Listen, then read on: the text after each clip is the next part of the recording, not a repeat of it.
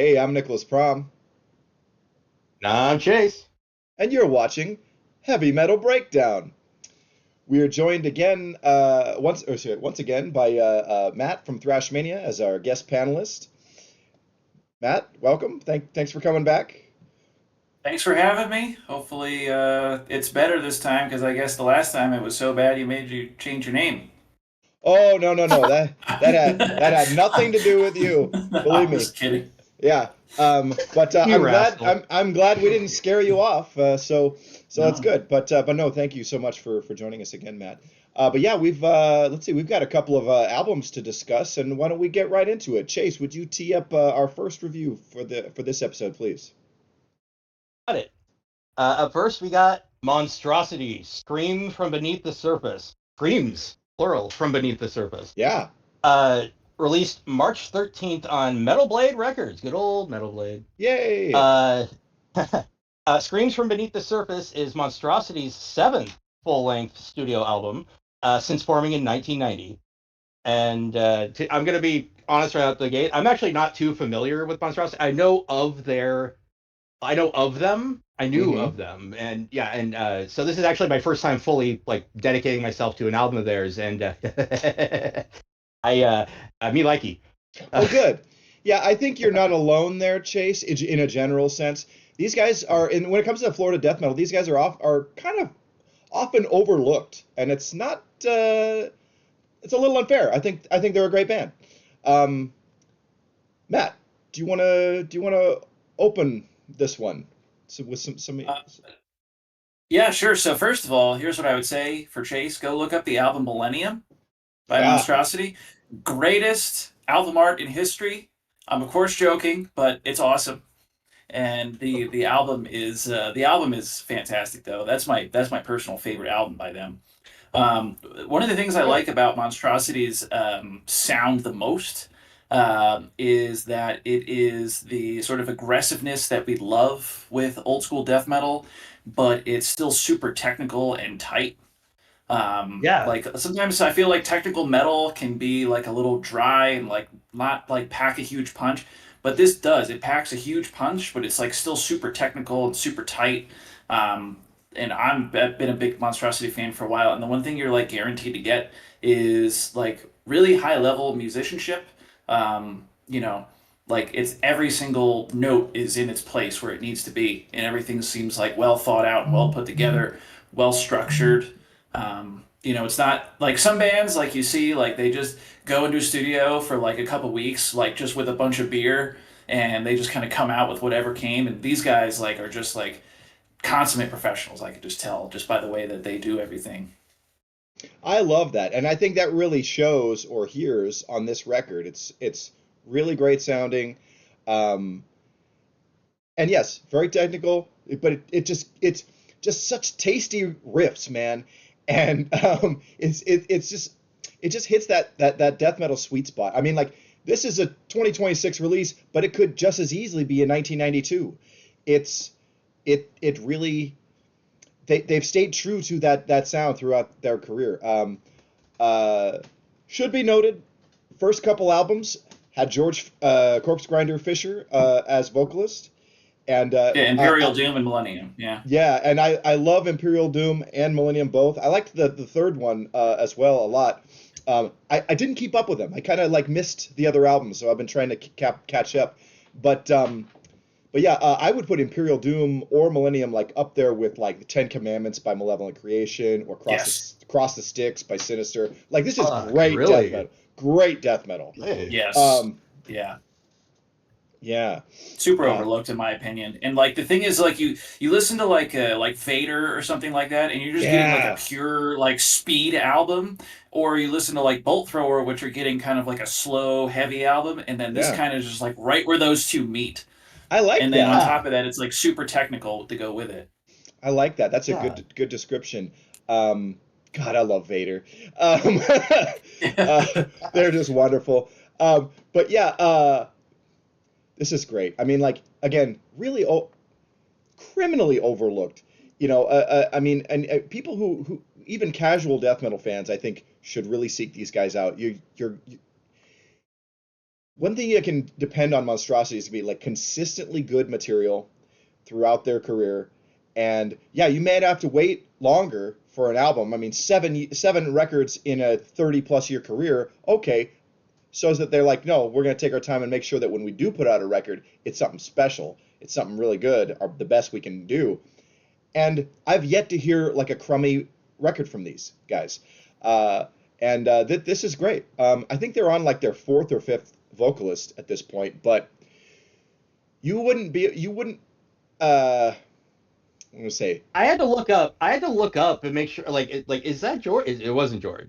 It was right. another guy. I didn't write down his name, but like because of that, I actually couldn't. Again, this is my first spin with these guys, and I sat there going like, man, these guys sound a lot like Cannibal Corpse or Paths of Possession or Corpse Grinder or Serpentine Offering. Yeah. Oh, wait, no, that's just the vocalist. Right. My bad. Well, it's interesting. I think George definitely set a template for the future vocalists in this band to kind of follow. And like, look, you don't have to reinvent the wheel. He was integral to the formation of this band's sound. And it's not like those guys are like, those other guys feel like they're aping him. They're just doing the Monstrosity sound. And And that works, man. I'm into it. Well, there's I forget what tracks they were, but there were a couple spots where he was making it his own. Like he was doing shit that George doesn't do.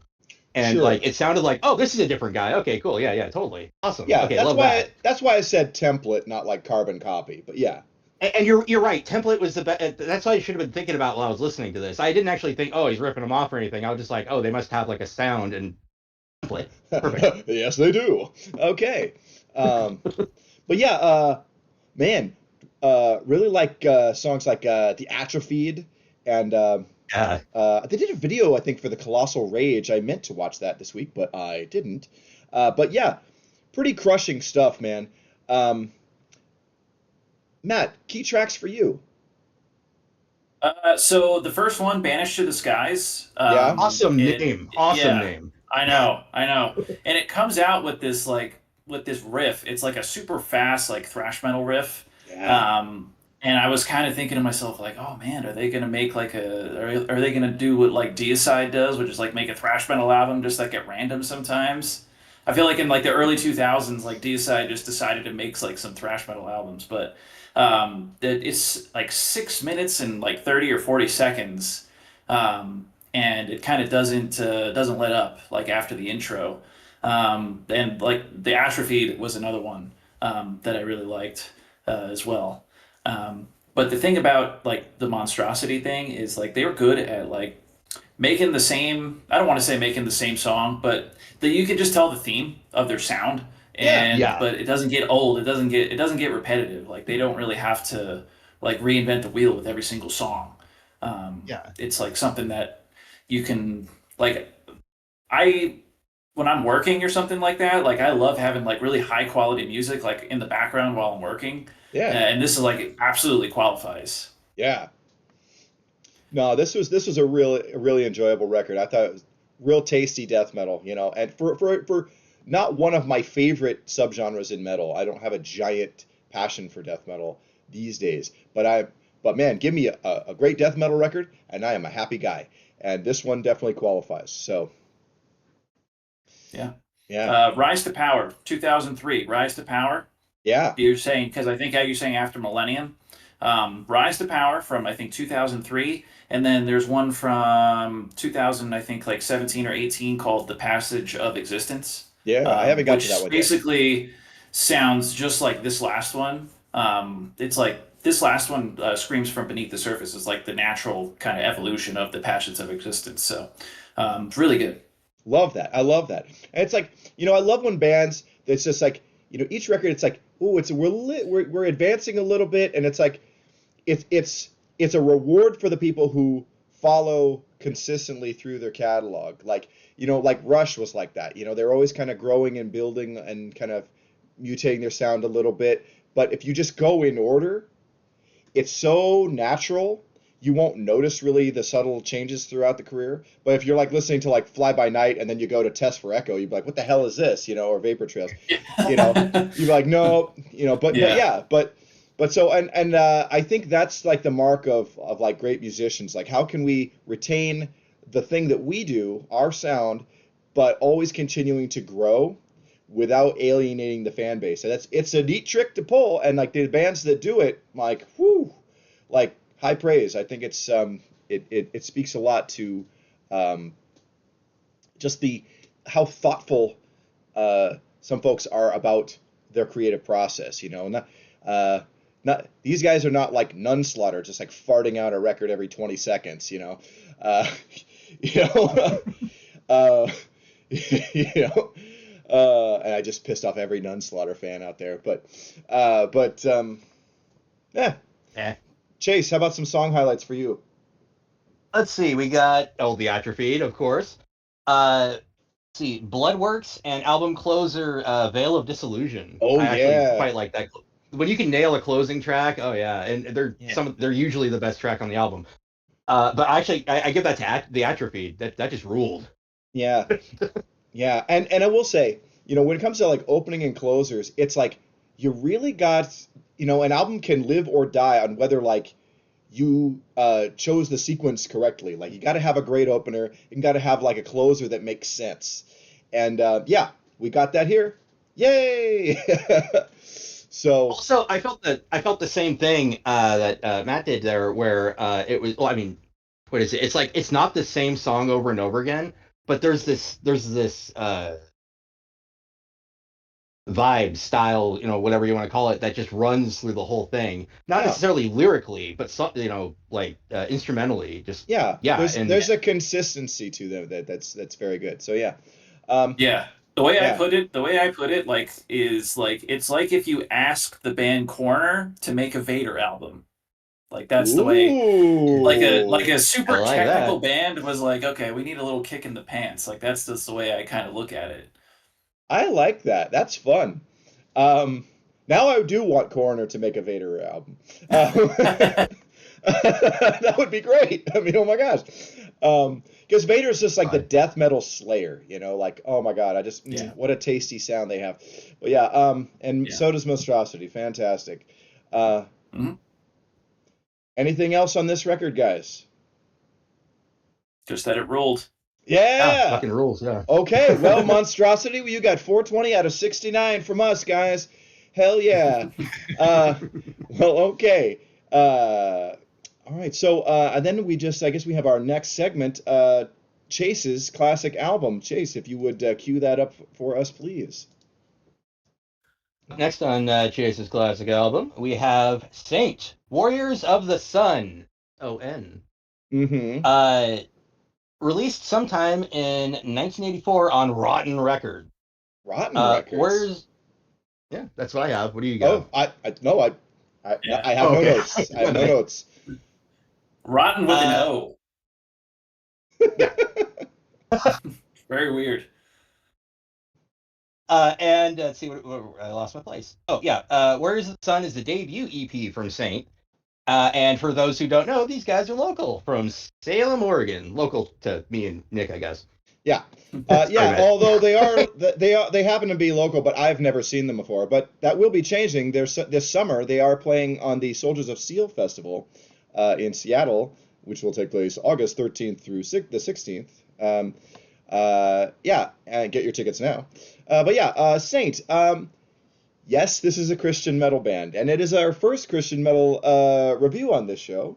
Um, I'm not averse to this corner of heavy metal so much. I mean, like, look, we listen to plenty of satanic shit. Why not the other side of the coin? I mean, I Yeah, I I don't believe in Satan either. So, yeah. Or Thor or anybody else that they're going to be singing about, as yeah, yeah, Astaroth, whoever. yeah, I Yeah. don't. Yeah, we don't follow any of those guys. So, here's another person we don't believe in. Oh, okay. yeah. Yeah. Uh, so, I will say this is kind of Saints' humble debut. Their next couple of records are better than this one. But there's some really hot licks on this. They are very much the arena metal sound of the early 80s.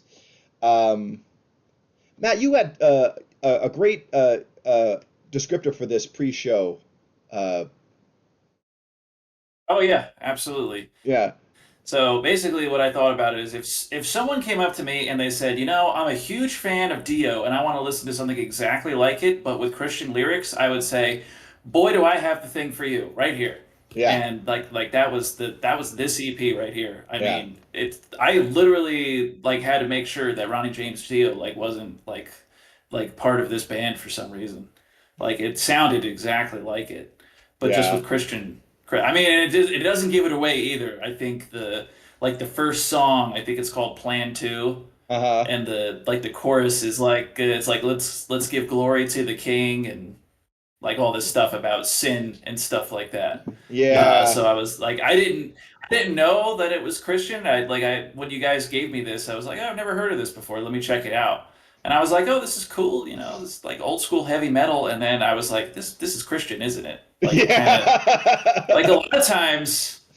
Like a lot of times, I think that one band is like, what is it, like Mortification? They have Oh that yeah. album that's like a death metal band, like Scrolls of the Megaloth, and then Yeah. like Sacrament and stuff like that. Her name was like some of those bands I wouldn't have guessed that they were Christian until I looked it up. But this one like kind of hits you with it like right from the get go. Yeah. I think in the thrash and death metal area, it's easier to like, oh, I didn't even realize they were Christian. But when it's like the power metal bands or the glam bands, like, oh, they're hitting you over the head with it, like big Yeah, time. yeah. But it's kind of funny. Like, okay, I do like this musically. It's very much like, like you said, Dio and like Priest, Scorpions, Old school Ozzy. Judas Priest, yeah. Yeah, it's Yeah. it's it's it's the early '80s arena metal sound in Christian metal, and like that whole corner of the metal world always seems to be very trend based. Whatever's really popular, there's like, okay, when glam exploded, then there was tons of Christian glam bands. Thrash happens in that parallel. There's a bunch of actually great Christian thrash.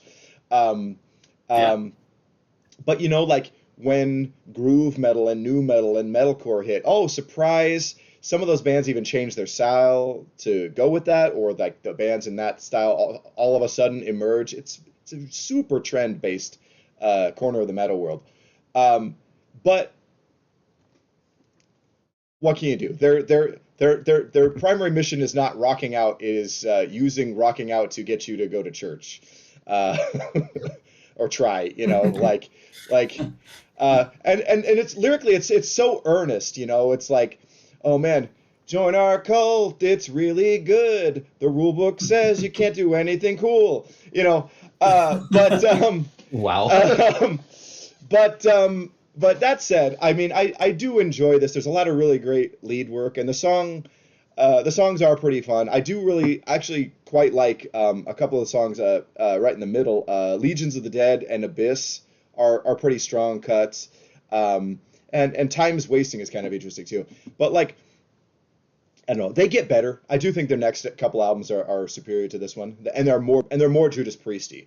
But as an initial outing, this is pretty good. I mean, if you just, sometimes I just want some '80s heavy metal, and this fits that bill real nice. Um, it's these guys are good players. I am looking forward to seeing them this summer, and yeah, it's cool stuff. Chase, you've been kind of quiet on this. You have anything? I described it as cheesy meat and potatoes. Sorry, heavy metal, and I actually, yeah, it serves its purpose in the sense that it's a heavy metal EP and it is good, but Yeah, lyrically I'm just sitting there going whatever, okay, yeah. yeah, But Yeah. however, time's wasting. It Of the last it feels song. like, yeah, the closer. I would argue that it's probably the secular song that they have on there, oh yeah, because lyrically it didn't seem like it was trying to pull you in any way, shape, or form. That actually just felt like an honest middle song. interesting. But Yeah, I could be wrong. Yeah. yeah. I liked Legions of the Dead and Abyss because they were like conjuring up that apocalyptic imagery and stuff, and that's just super metal. So but yeah, interesting. I got to go back and look at the lyrics for Times Wasted because now I'm curious. I'm not sure. But yeah, overall, pretty fun. Nothing to really write home about. I do think their next couple of records are better, and we will be talking about them pretty over the next couple of months. Um, Cool. But Looking yeah, forward to that. yeah. Do you guys? I think their lead guitarist is really good. Yeah, I mean, I thought their lead guitar, like I thought their lead guitarist wrote some great solos. yeah. Thank you for And bringing that up, Matt. yeah, because and I felt like the drummer wasn't like I feel like some drummers in this genre have a tendency to just be like very kind of bland. But I felt like this drummer put a little bit of nuance into it. There's not much to explore there, but yeah, mostly the like what I was blown away by is the like the leads, like the lead guitar play. Yeah, I think that was probably my favorite aspect of the music as well. There was some really great solos, and it's kind of like, okay, these guys are just kind of starting, and it's like, man, the next couple of records are an improvement upon this one, I think. I had one of them on cassette and enjoyed it quite a bit, and it was real Judas Priesty. So yeah, um, but I yeah, should also say really quick that for a like a debut, like instrumentally, I don't know how much experience they all have, but for a debut, this is yeah, it's actually it's I didn't factor that in when I was listening to it. I'm like, okay, yeah, thinking about it now, that's it's fairly impressive that that was their first outing. yeah, So, and I don't think there was a demo before this record, so give them a little more extra credit for like, okay, you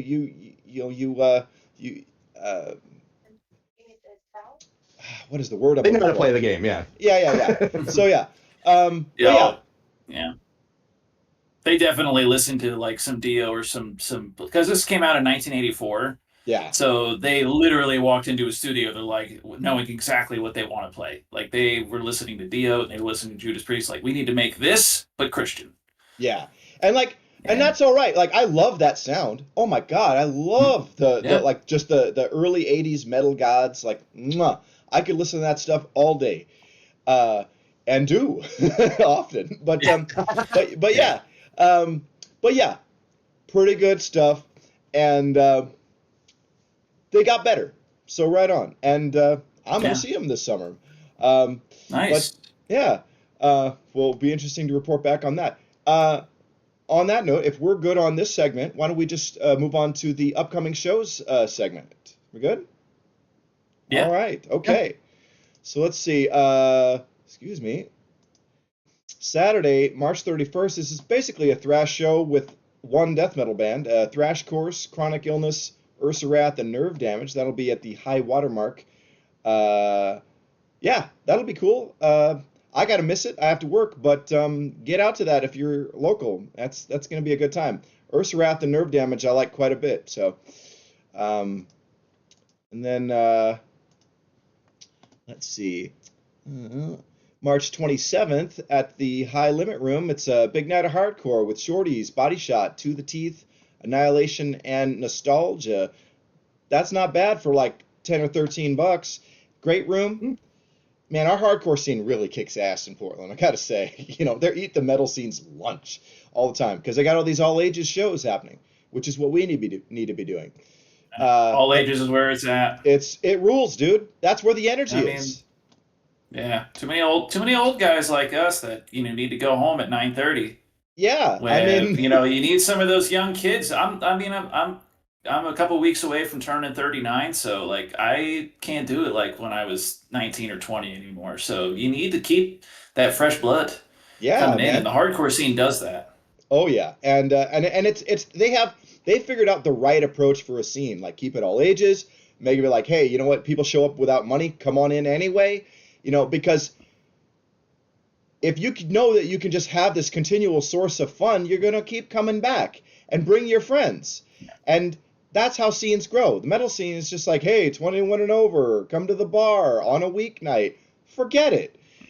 So Yeah, I'm The turning drunk four. asshole spill his entire drink on you in the pit for no fucking yeah, reason. Yeah, that happens too. I hate that. But yeah, yeah. dude, like Well, I'm turning 44 in just a couple weeks. So yeah, yeah. yeah, woo. Uh, And there's a couple like venues and stuff that like they don't. It's hard because there's some of the venues that will just let you leave like in between sets, and I know dudes that will just like go to their car and just slam beers in between sets instead of buying them at the bar. whoa. Or there's the other side of it where they don't let you leave at all, and it's like $13 for a beer. Yeah, that's And crazy. you know what I mean? It's like, well, yeah, I lived in Vegas for a long time, so some of these shows were like Okay, at like the Hard that sounds Rock. right. Oh, Yeah, some of okay. these shows were like at the Hard Rock, like the House of Blues and stuff like that, where it would just be ungodly expensive just Ugh. to get Jesus. beer. Yeah, that's crap, man. But yeah, like here in Portland, we have like most venues have re-entry. They're pretty cool with that. But we've experienced, spots here and there where they're like, so make sure you have what you need with you. And Yeah. yeah. But yeah, let's see. Coming up March 28th, it's a death metal show. Lividus, Ripping Remains, and Face Nailer with their debut show. Interesting. Um, uh, Folks are going to that. Let us know how that goes. Um, the very same night at the Coffin Club, Hog are playing with support from Crooked Lions and our young buddies Wizard Cage. Matt, you got to check out Wizard Cage. They're like Angel Witch meets Witchfinder General, and they're young. But yeah, Yeah. pretty cool. But let's see. And then here's a big and exciting show that Chase and I are going to be hitting. It's Onslaught and Warlord playing at the Star Theater. That's March 29th with support from Haunter and Torture Rack. Matt, is this tour hitting yours? No. Ugh. I would love it if it would, because I actually am a huge Onslaught fan. Yeah, and they got Damn. Cy Keeler back for this tour, and they're doing like basically like all songs from Power from Hell and The Force. Like, Yeah. man, this is great. So Yeah. that sucks. I'm really sorry you're not gonna get to see this. Um, but we are gonna have to rage extra hard just for you, bud. And then in a couple days, just 2 days later, Chase and I are going to see Raven uh, Yes. at Dante's. Man, oh man, this is gonna be so great. Support from Slackjaw, who are like a groove metal band, and I Am the Intimidator, the NASCAR themed speed metal outfit, who are local to us, but I haven't seen them yet. I've heard they're great live. Their album is really cool, so I'm looking forward to that. That's gonna be great. Matt, are you getting to see Raven near you? Yep. Yep. That's Awesome. coming through. That's Hell coming yeah. Fuck through yeah. now. Yep. Yeah, and Can't like, wait. So cool. yeah, love it. Oh God, uh, I'm so happy. I'm so happy that John Yeah. is on the, is well enough to tour, and things are going just fine. So that's great. John Gallagher had like a bleed on the brain earlier this year or last year or Mm. something, and it was serious, Damn. uh, serious danger, health danger. But he's okay and clearly and hitting the road with brother Mark. So we're gonna be there with bells on. Can't wait to see Raven.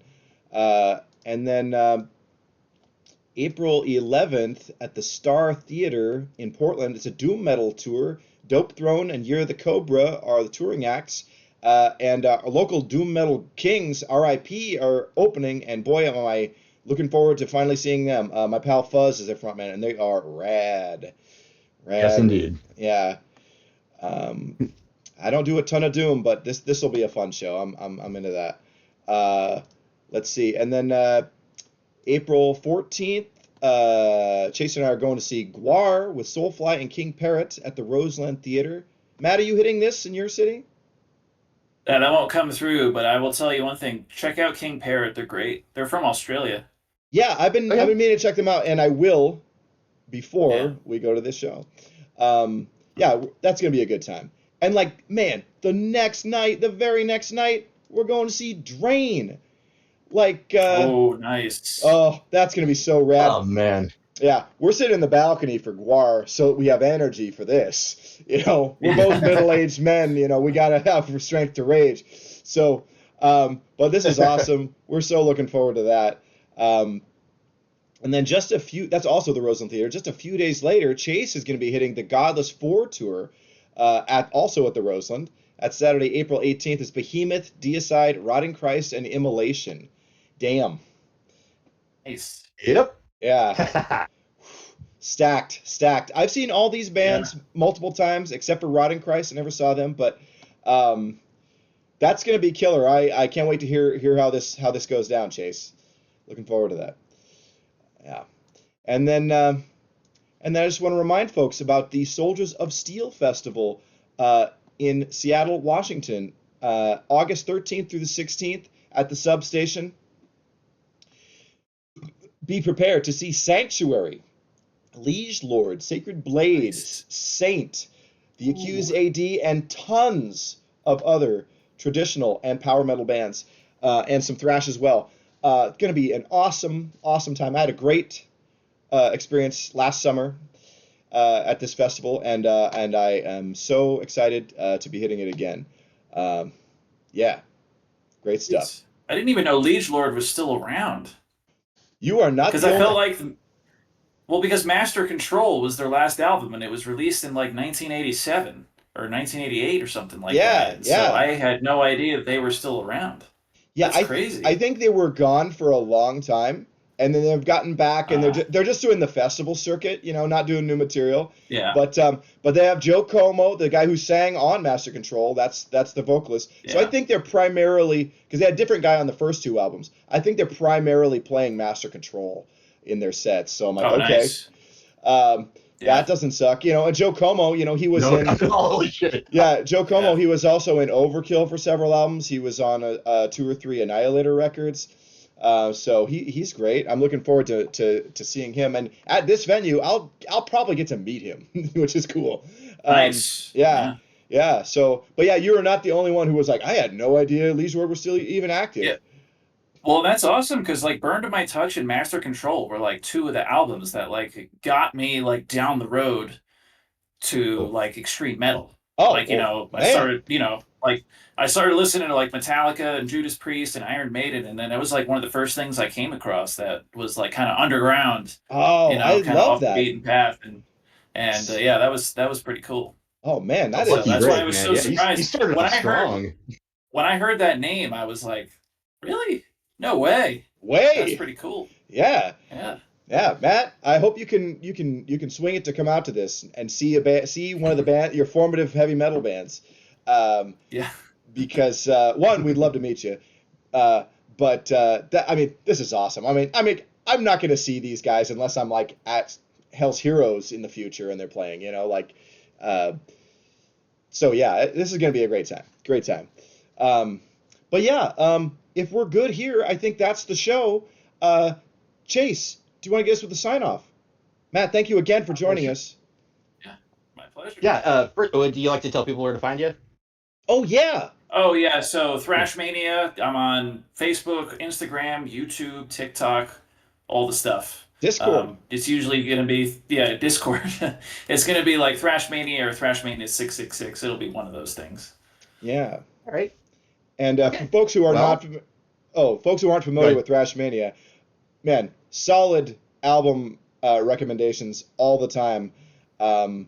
A vital resource, especially for someone who is perhaps wanting in a place where they want to go deeper with thrash and death metal. This is a great source for looking for stuff to check out. So yeah. I will definitely not be talking about what the best Big Four album from 1986 is. It'll be all underground. Yeah.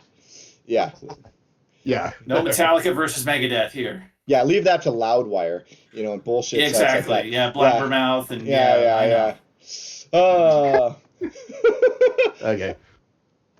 Well, if that's all, thanks for watching Heavy Metal Breakdown. Like, comment, subscribe, and remember, I am eternal. I walk the night. I am the Reaper of Souls. Yeah. All right. Thanks, everybody. Good night.